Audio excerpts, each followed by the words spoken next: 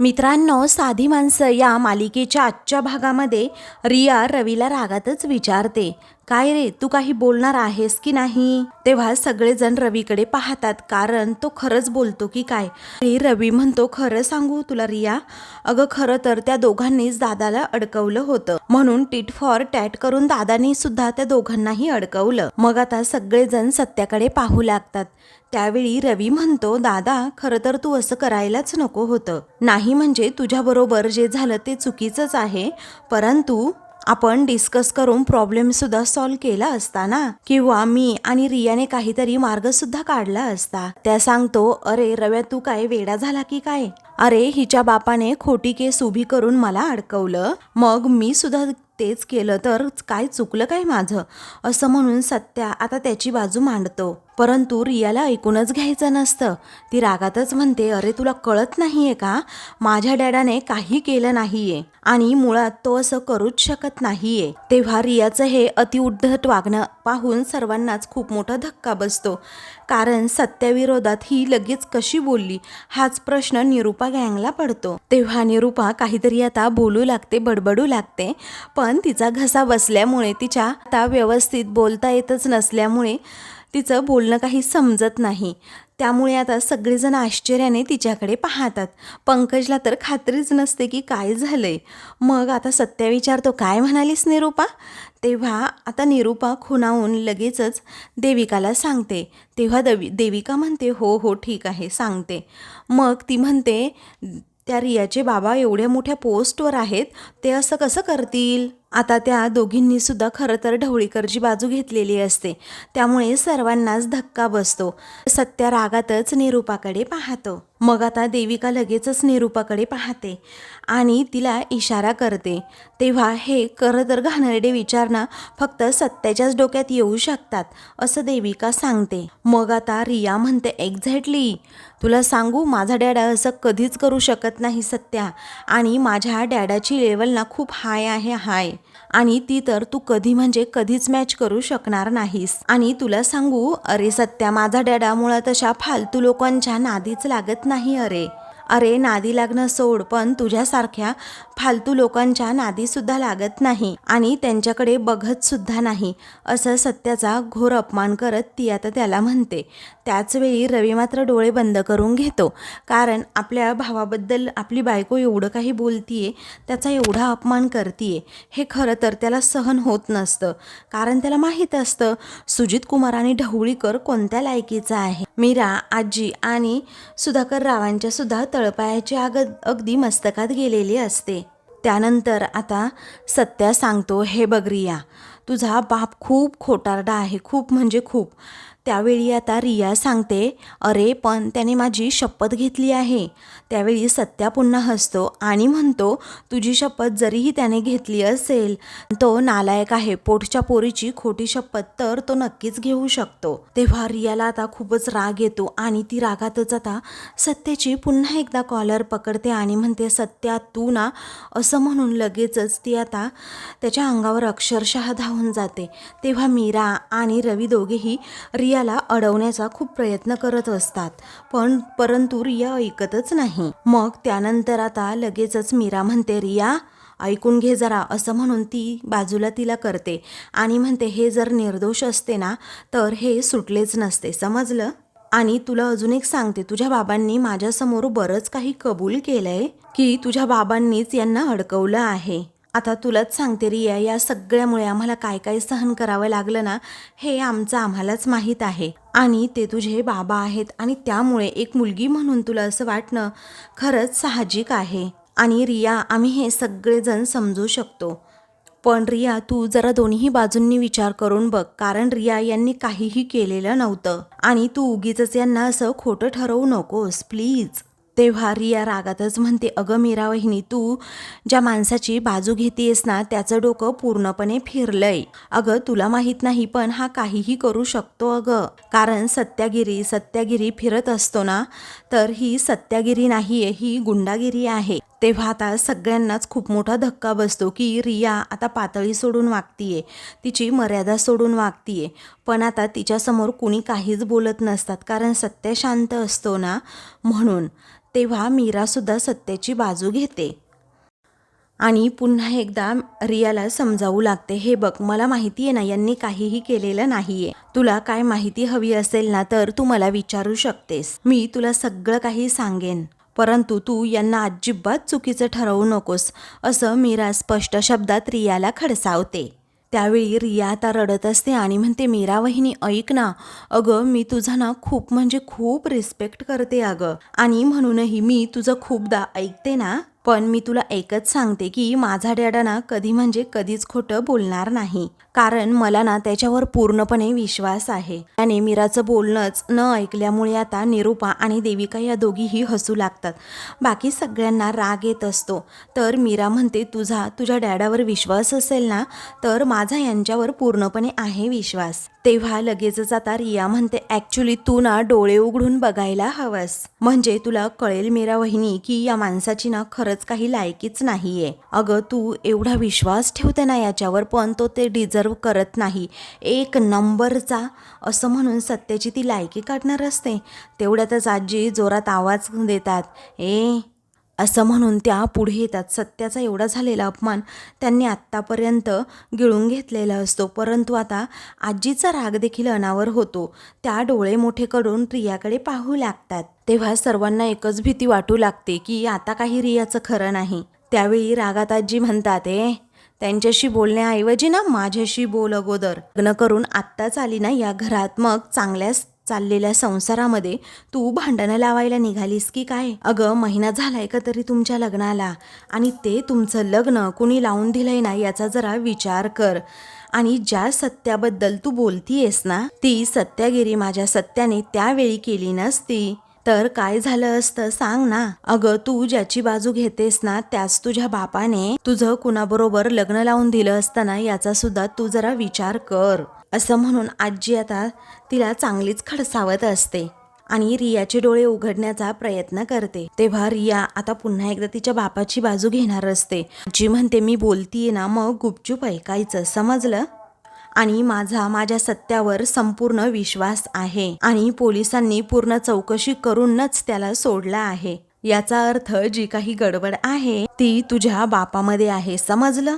तेव्हा सुधाकर राव देखील सांगतात, रिया तुला सगळ्या गोष्टी माहीत नाहीये, त्यामुळे अशा वरवरच्या गोष्टी ऐकून तू अजिबात काही इथे बडबड करू नकोस. अगं तुला माहीत नाही, परंतु आपला सत्यजित सगळ्यांसाठी उभा राहणारा आहे. मग आता निरूपा ही काहीतरी पुन्हा एकदा बडबडू लागते. तेव्हा आता तिचं बोलणं कुणालाच समजत नाही.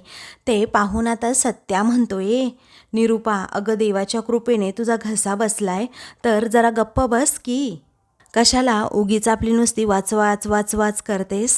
तेव्हा निरूपा पुन्हा एकदा तोंड उघडते आणि सत्यालाच बोलू लागते. तेव्हा सत्या मोठ्या आवाजातच म्हणतोय, गप्प बस. तेव्हा सगळेजण आता शांत राहतात. त्यानंतर आता रियासुद्धा जरा घाबरलेली असते. ती आता काही बोलत नाही. हे पाहून सत्या तिला सांगतो, हे बघ रिया, अगं तुझ्या बापाने तुला माझ्या विरुद्ध भडकवलंय म्हणून तू हे सगळं बोलतीयेस, पण ज्या दिवशी तुला हे समजेल ना, त्या दिवशी तुझी मान अगदी शरमेनेच खाली जाईल. तेव्हा आता रिया म्हणते, नाही, असं अजिबात होणार नाही. एवढं ती अगदी कॉन्फिडंटली बोलत असते. मग आता रिया खूपच भडकलेली असते. ते पाहून रवी तिला शांत करण्याचा प्रयत्न करतो आणि म्हणतो, ऐकून घे ना अगं जरा, रिया तू शांत राहा ना जरा, खरं खोटं तुला काही दिवसानंतर समजेलच. तेव्हा रिया आता रागातच म्हणते, नाही रवी, मी ना अजिबात शांत बसणार नाही, कारण मला माहिती आहे कोण कसं आहे आणि कोण कसं नाही. मग लगेचच आता देविका आणि निरूपा या दोघीही हसत असतात, कारण सत्याविरोधात आता रिया ही चांगलीच पेटून उठलेली असते म्हणून, आणि त्या दोघींनाही हेच हवं असतं.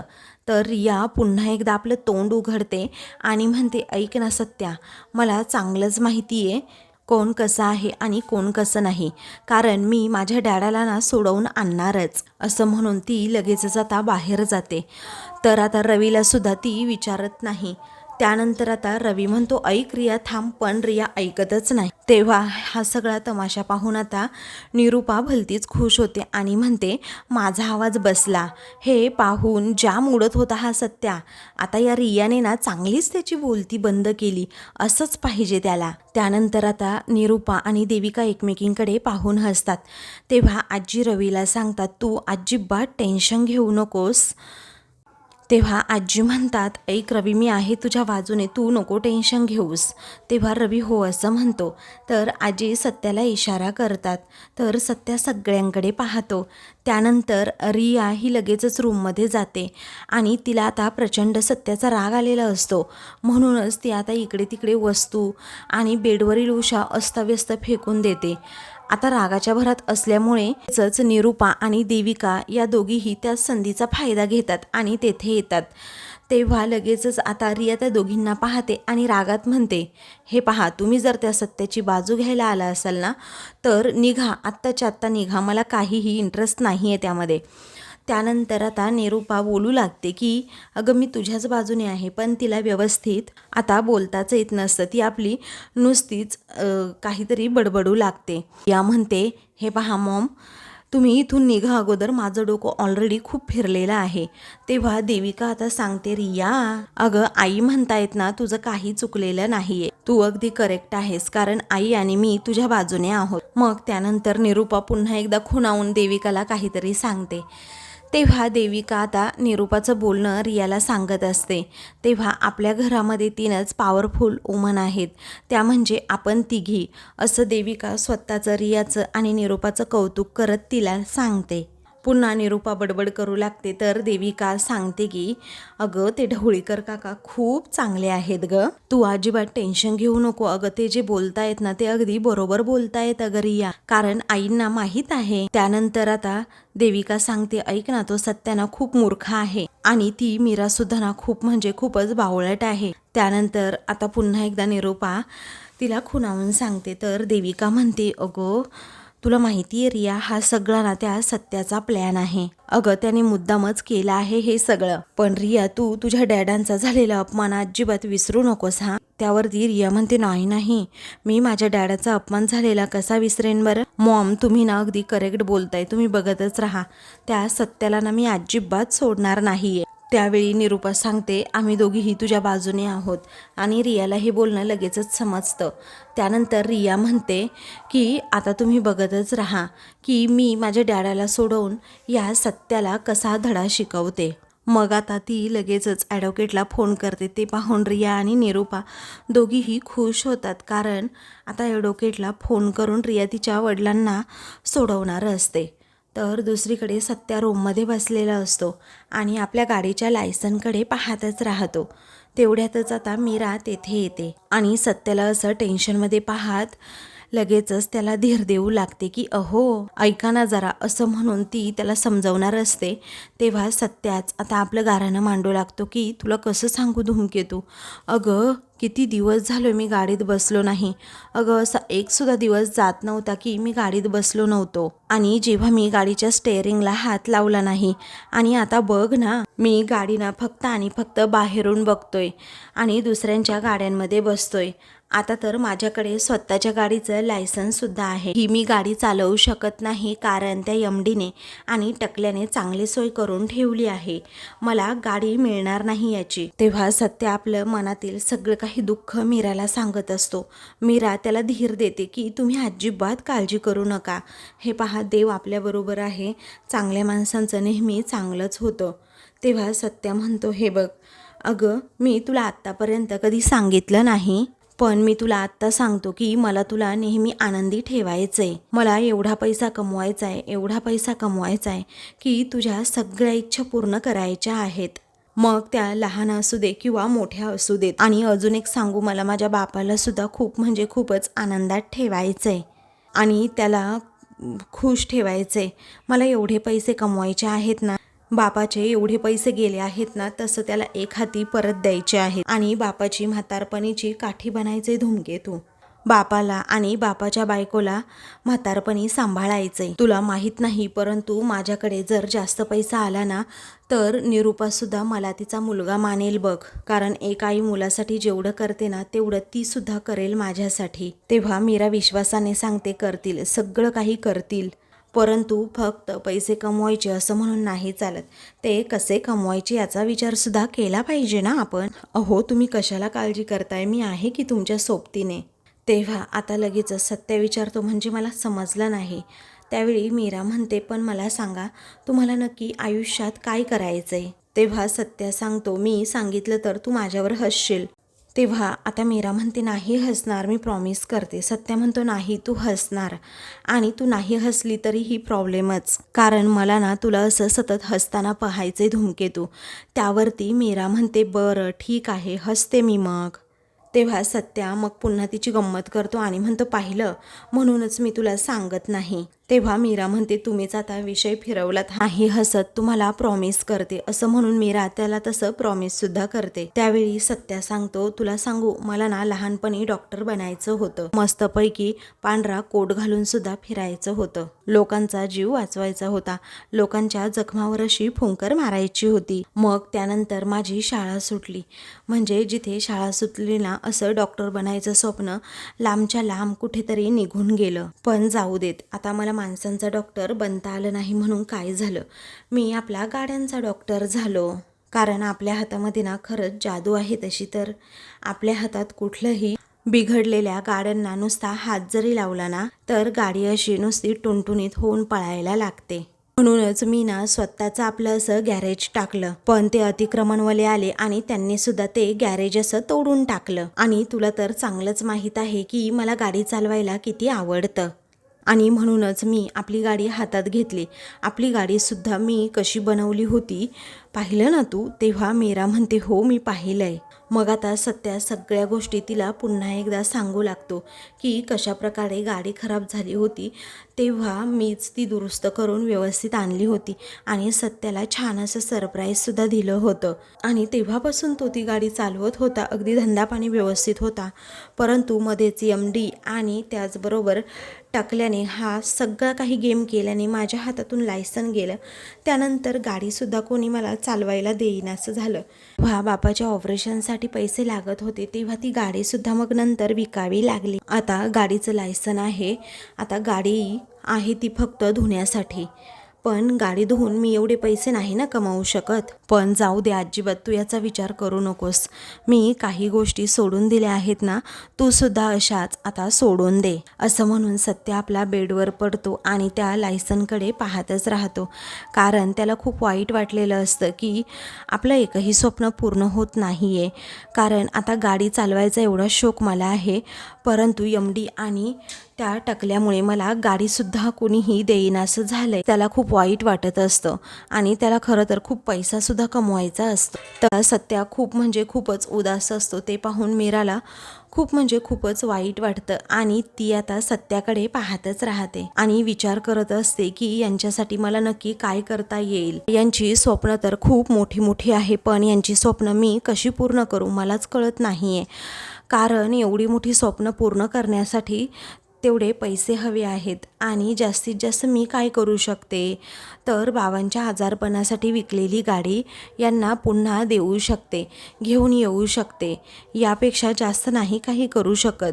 आणि ती गाडी तशी मी कशी आणणार, कारण ती गाडी घेऊन येण्यासाठी तर खूप पैसे लागणार आहेत आणि तेवढे पैसे माझ्याकडे नाही आहेत. मी कुठून एवढे पैसे गोळा करू, हा प्रश्न आता मीराला पडतो. पण काहीही झालं ना तरीही मला त्यांना गाडी पुन्हा एकदा मिळवून द्यायची आहे म्हणजे आहेच. पण कसं करू हे सगळं, असा मीराच्या मनात प्रश्न येतो आणि ती सत्याकडे पाहत राहते. त्यानंतर सत्या आता ते लायसन पाहत पाहत तसाच गाढ झोपी गेलेला असतो. तर मीराला त्याच्याबद्दल खूप वाईट वाटतं. पण आपल्या नवऱ्याचं स्वप्न पूर्ण करायचंच आहे हे तिने मनाशी ठरवलेलं असतं आणि त्याबद्दलच ती आता खूप म्हणजे खूपच विचार करू लागते. तर आता मित्रांनो, पुढील भागामध्ये ढवळीकर आणि त्याचबरोबर सुजित कुमार दोघेही आता जेलबाहेर आलेले असतात तेव्हा लगेचच विक्रांत म्हणतो, सत्या तू चुकीच्या माणसाबरोबर पंगा घेतला आहेस. माझा व्याही होण्याची खूपच इच्छा होती का रे? आता हीच इच्छा मी माझ्या पद्धतीने कशी पूर्ण करतो ना ते तू बघतच राहा, अशी सत्याला जणू तो धमकीच देतो. आता मी तुझ्या भावाला ना घर जावई बनवणार म्हणजे बनवणारच, ते सुद्धा गळ्यात पट्टा नसलेला कुत्रा, अशी अवस्था मी तुझ्या भावाची करून टाकणार. आणि हे सगळं ऐकून सत्याच्या मात्र तळपायाची आगच मस्तकात जाते, कारण रवीला तो घर जावई बनवून घेणार असतो. तेव्हा सत्या आता एकदम शांत राहतो. तर सुजित कुमार आणि शलाका हे दोघेही खूपच सत्यावर हसत असतात, परंतु त्याचा काहीच उपयोग नसतो, कारण ढवळीकर सुद्धा मोठ्याने सत्यावर हसतो आणि सत्याचा अपमान करत असतो. परंतु सत्याला खूपच राग येतो आणि तो रागातच ढवळीकरकडे पाहतो. तर आता मित्रांनो, अशाच मालिकेंचे पुढील भाग पाहण्यासाठी चॅनलला सबस्क्राईब करा.